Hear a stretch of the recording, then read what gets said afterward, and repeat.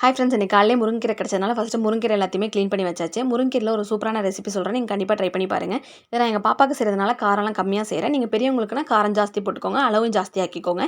ஒரு பாத்திரத்தில் 1 டம்ளர் அளவுக்கு தண்ணி, ஒரு கையளவுக்கு முருங்கைக்கீரை, கொஞ்சமாக சின்ன வெங்காயம், அரை தக்காளி, ஒரு சின்ன பீஸ் காஞ்ச மிளகா, கொஞ்சமாக ஜீரகம். தண்ணிக்கு பதிலாக நீங்கள் அரிசி கழுவின தண்ணி சேர்த்திங்கன்னா நல்லா டேஸ்ட்டாக இருக்கும்.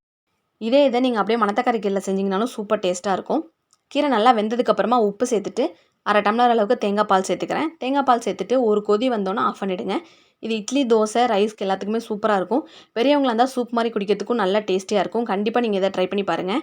சின்ன குழந்தைங்க கீரை சாப்பிடாதவங்களுக்கு இந்த மாதிரி செஞ்சு கொடுங்க. இன்றைக்கி எங்கள் வீட்டில் வெண்டைக்காய் மாங்காய் சாம்பார், முருங்கீரை பொரியல்.